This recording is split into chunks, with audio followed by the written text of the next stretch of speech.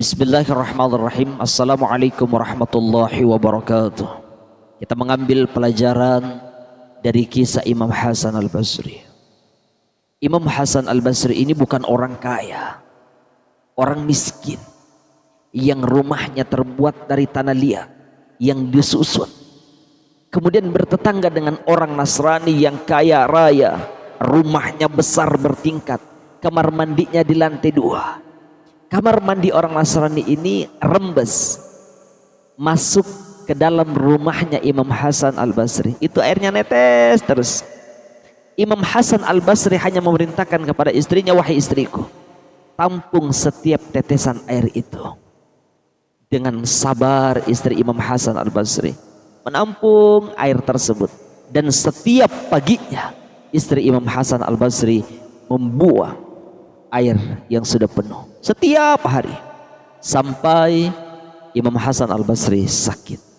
Begitu Imam Hasan al-Basri sakit, ini tetangganya orang Nasrani datang bawa buah-buahan, nanya gimana kabar, gimana perkembangan, gimana kondisi saat ini.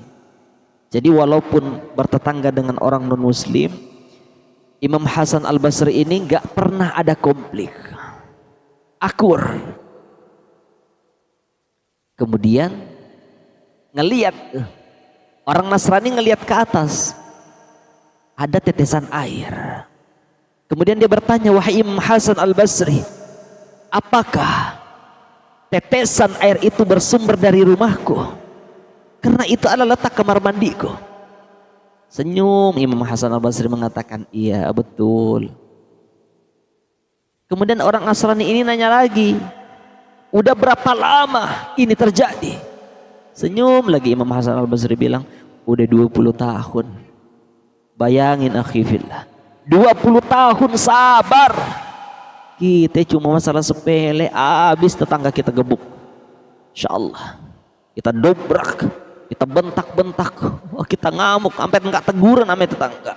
Allahu Akbar. 20 tahun sabar, belajar dari Imam Hasan al-Basri. Kemudian orang Nasrani ini nanya lagi, kenapa nggak ngomong wahai Imam Hasan? Kita ini tiap hari ketemu, tiap hari bercanda, tiap hari ngobrol. Kalau kau sampaikan kepadaku, aku akan perbaiki rumahku, bahkan aku bisa perbaiki rumahmu. Kata Imam Hasan al-Basri, ini masalah kecil, sepele, tapi takut ketika aku sampaikan kepadamu, hal sepele itu bisa menyinggung hatimu. Walaupun kau nggak marah, tapi sempat menyinggung hatimu. Lihat, nggak mau nyinggung orang lain. Kalau kita mah sengaja nyindir-nyindir orang mah, Allahu Akbar, semoga surga buat kita.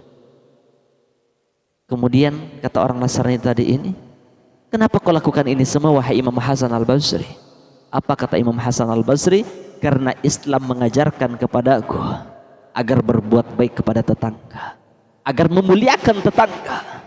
Sampai-sampai kalau kita baca di dalam kitab Nasahihul Ibad, ada 7 pesan malaikat Jibril, di antaranya berbuat baiklah engkau kepada tetanggamu. Ini pesan Jibril kepada Rasul sallallahu alaihi wasallam.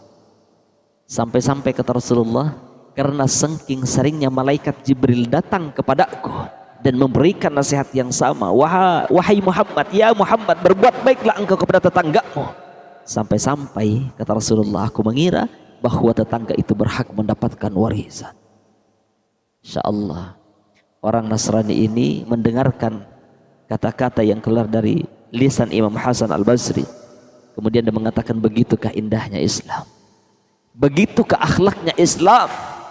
Kemudian dia memeluk Imam Hasan al-Basri, mengecup keningnya, kemudian mengucapkan 2 kalimat syahadat. Lihat, masuk Islam karena apa? Karena indahnya akhlak Islam. Jaga akhlak kita, semakin hari mendekatkan diri kepada Allah Subhanahu wa taala, dan terus mencontoh akhlak Rasul sallallahu alaihi wasallam, mencontoh akhlak para sahabat dan orang-orang yang saleh. Assalamualaikum warahmatullahi wabarakatuh.